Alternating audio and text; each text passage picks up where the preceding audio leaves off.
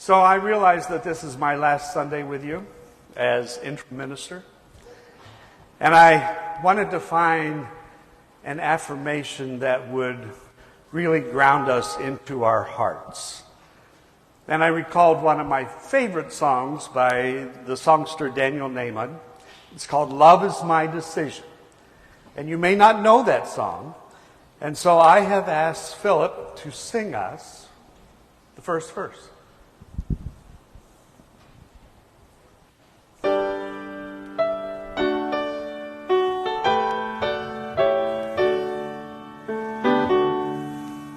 Love is my decision.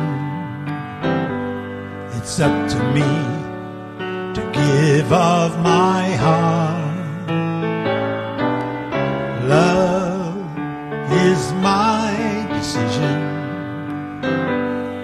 No one else can tell me to start. Once I decide to change my mind, God will show me how. Love is my decision right here and now. So did you hear those final words? Love is my decision right here and now. And I can think of no better intention to hold in the heart. Love is my decision right here and now. So would you affirm that with me together? Love is my decision right here and now. Thank you. So the word love can have many different meanings and shadings in our American society, yes? And so I want to really be clear about the fact that I don't mean love in the romantic or the passionate sense, all right? Or even the more platonic love of family or friends does not fit this exact meaning for me today. Now, we might use the Greek word agape, divine selfless love, or we might use the Pali word for metta, loving kindness, but none of that really fits with what I meant in that affirmation. And so I turn to the Revealing Word, dictionary of metaphysical terms that were compiled by Charles Fillmore's writings and sermons. And in that dictionary, it defines love in these words. I might quote, "In divine mind, love is the power that joins and binds in divine harmony the universe and everything in it, the great harmonizing principle known to man." End quote. So that definition of love speaks to me. Love is a spiritual power, not an emotion, although we often react to that energy with emotion. Love is the spiritual power of attraction that holds everything together and creates a oneness. It is the force of beingness in a universe of physicality. So I see this understanding as it manifests in the teachings and the life of Jesus, our way shower. And I hear it expressed in my personal spiritual work, A Course in Miracles. Now, for me, the Course is a detailed teaching in today's concepts of what Jesus tried to explain to us 2,000 years ago. So in lesson 127 in the Course, I want to quote what it says. It says, "Perhaps you think different kinds of love are possible. Perhaps you think There is a kind of love for this and a kind of love for that. Love is one. It has no separate parts and no degrees. It is like itself, unchanged throughout. It never alters with a person or a circumstance. It is the heart of God. There is no love but God's, and all of love is His. Love is a law without an opposite. Its wholeness is the power holding everything as one. There can never be a difference in what you really are and what love is. And I end that reading. So I want you just to sit with that thought for a moment, to take a breath, put your attention into your heart and breathe, and know that you are love expressed by the divine. When you are being your truest self, you are love. The harmonizing principle that holds everything as one.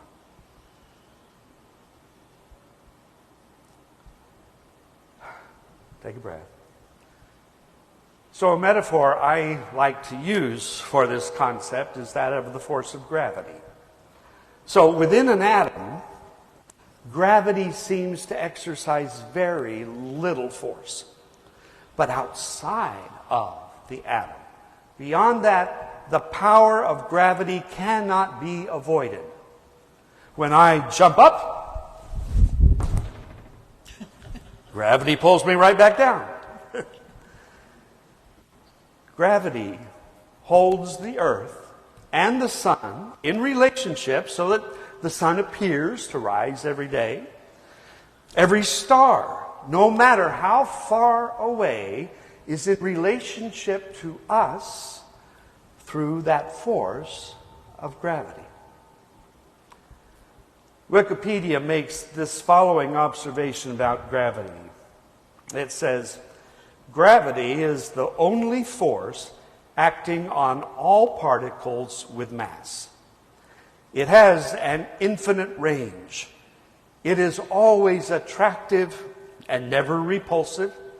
It cannot be absorbed or transformed or shielded against. Well, that definition also works for love. Love is the harmonizing principle of spirit, and it is the only force acting on all that is. It has infinite range. It is always attractive and never repulsive. It cannot be absorbed or transformed or shielded against.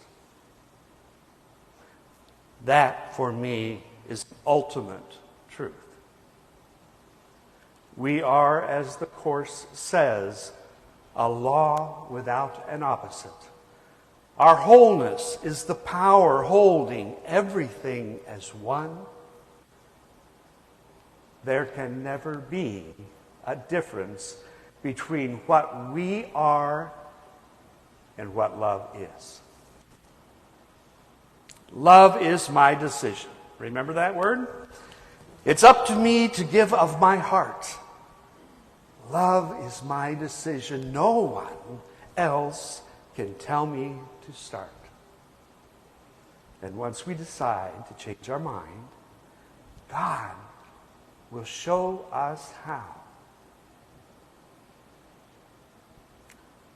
Phil, would you sing the second verse? Love is my decision. It's up to me to stand on that bridge. Love is my decision. No one else can make me forgive. Once I decide to change my mind, God will show me how. Love is my decision right here and now. Love is our decision. It's up to us to stand on that bridge. Love is our decision. No one else can make us forgive. I believe the most complete expression of love is the act of forgiveness. And as such, forgiveness then forms the very heart of our experience with love. Co-founder Charles Fillmore says in The Revealing Word that forgiveness is, and I quote, giving up the false for the true. So what is true? Well, it's true that at the core, every single being is divine love. The false that we give up is our perception that the other is anything less than divine love. We release judgment. We allow forgiveness to shift our perception. Now, this really sounds simple, does it not? And I find it really, really easy to do, as long as everything is going along just as I want it to. But when challenges arise, it becomes a much harder task to actually accomplish. I want to share a story told by Pamela Bloom that speaks to the practice of forgiveness and giving up the false for the true. She was attending a meditation retreat in France, and she met a Tibetan Lama, Mosher Khenpo Rinpoche, and she heard his story. As a young monk in Tibet, Mosher had been imprisoned for 15 years. Together with his master, they lived chained to one another in a dark, dirty cell. They suffered constant abuse and torture. And most distressing was that the Chinese jailers did not allow them to meditate, or at least they tried to prevent them. They kept them from closing their eyes, not knowing that a Tibetan monk meditates with their eyes open. And so Rinpoche and his master continued to practice. And as the years went by, the abuse got worse, and it resulted in the death of Mosher's master. And then one day, the jailers came to Mosher, and they said, "What are you doing?" Says, "No matter what we do to you, no matter how we hurt you, nothing moves you." You see, apparently the jailers were very skilled in various forms of martial arts, but they had run into a power that they did not understand. They told him, they said, "You know something that we don't, and because we're the jailers, we need to learn what you know so that we can be more powerful."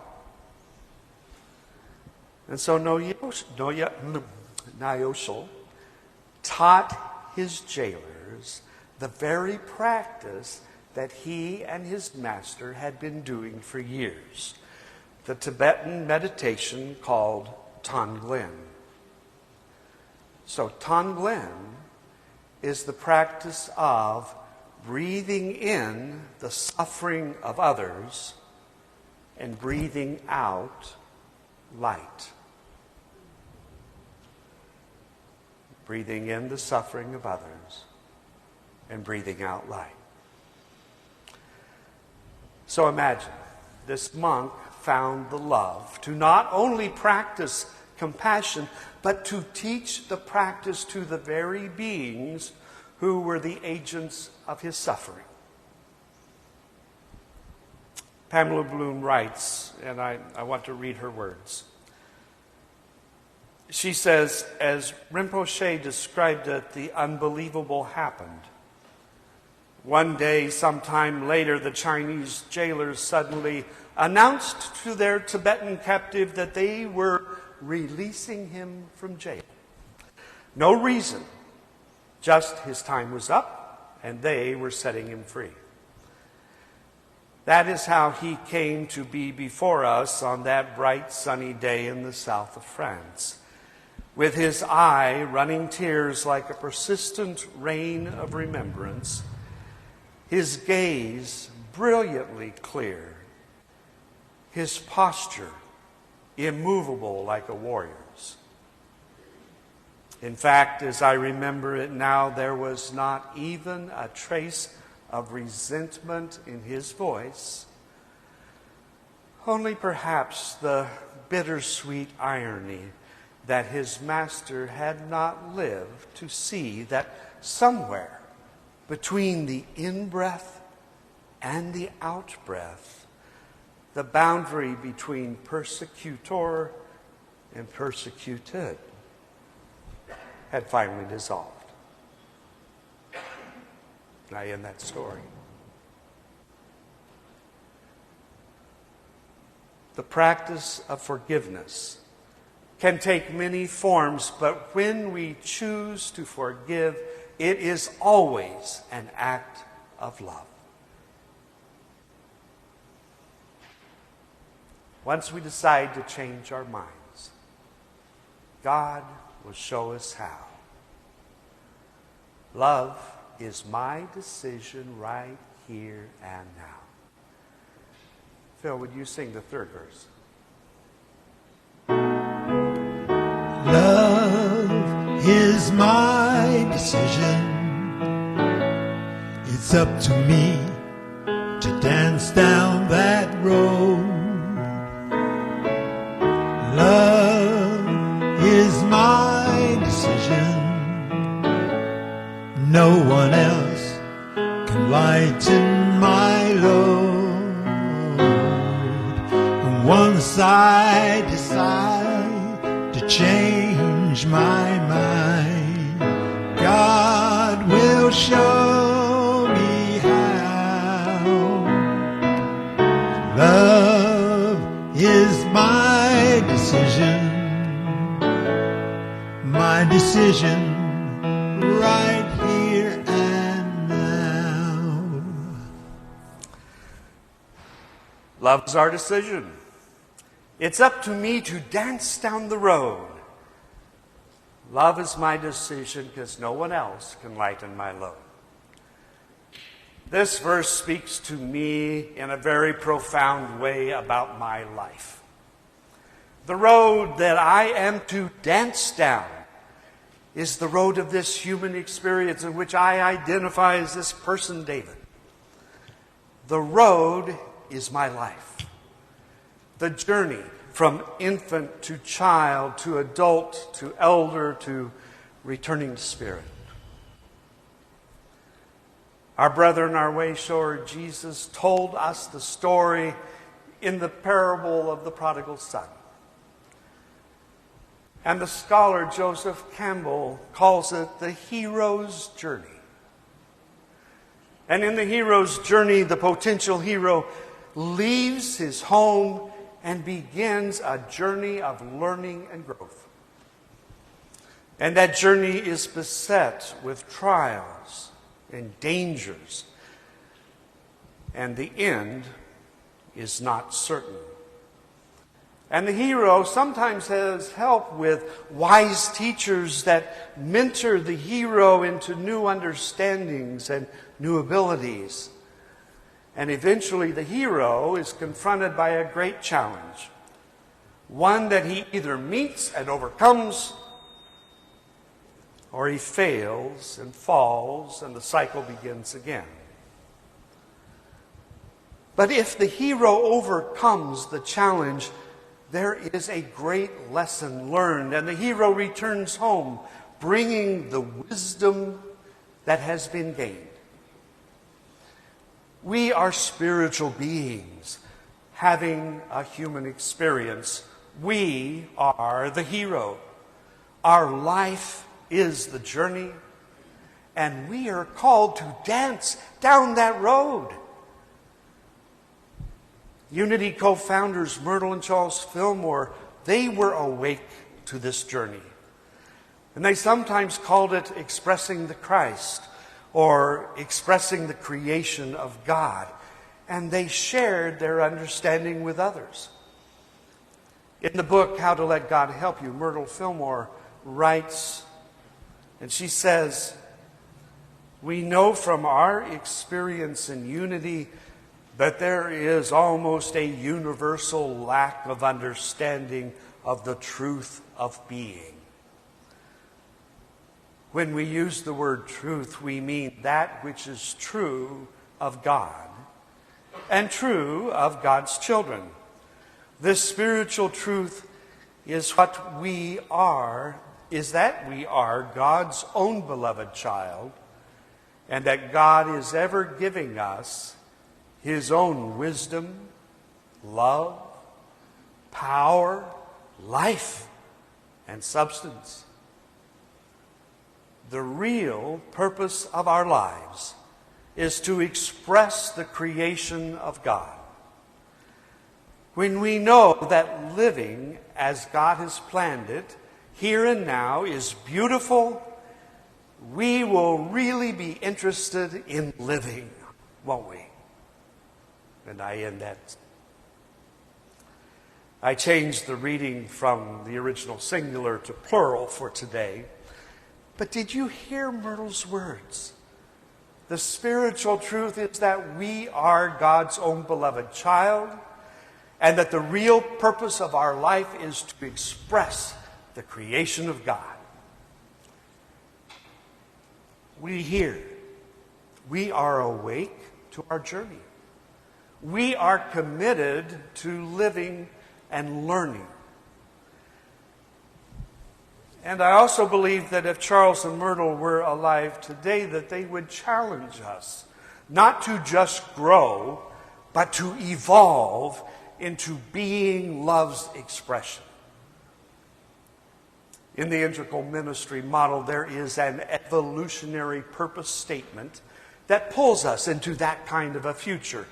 And it uses these words: transforming lives and empowering people to make a positive difference in the world. We journey. We journey from potential hero to awakened hero by transforming our lives. And we express the harmonizing principle of love by making a positive difference in the world.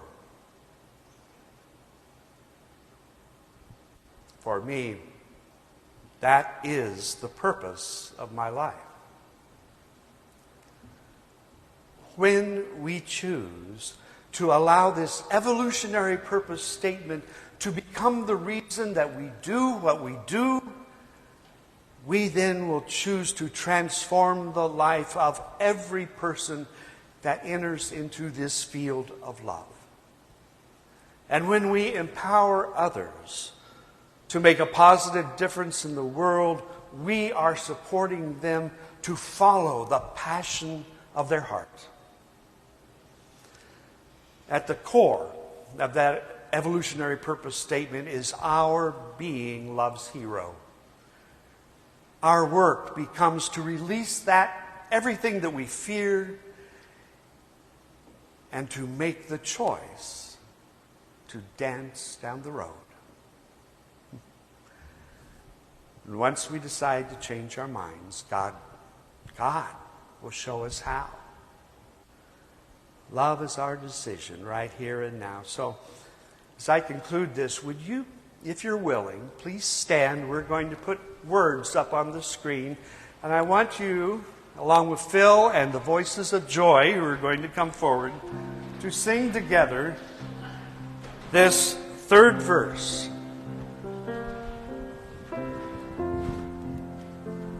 We're going to sing it twice.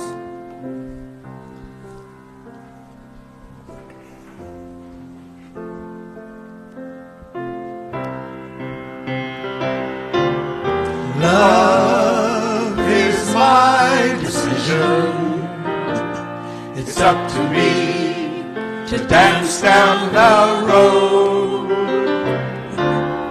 Love is my decision. No one else can lighten my load. Once I decide to change my mind, God will show me how. Love is my decision. My decision right here and now. Sing it again. Love is my decision. It's up to me to dance down the road. Love is my decision. No one else can lighten my load. And once I decide to change my mind, God will show me how. Love is my decision right here and now. Last line. My decision right here and now. You may be seated. Love is our decision. Right here, right now. Can I have an amen? Amen. Namaste.